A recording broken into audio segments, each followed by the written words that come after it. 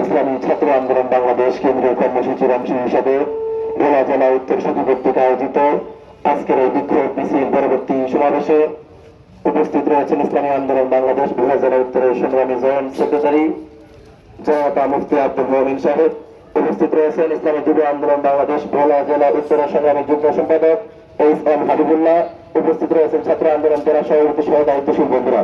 আমার সম্মুখে উপস্থিত রয়েছেন জুলাই অভ্যুত্থানের স্টেক হোল্ডার ইসলামী ছাত্র আন্দোলন বাংলাদেশের তৃণমূলের সর্বস্তরের জনশক্তি বন্ধুরা।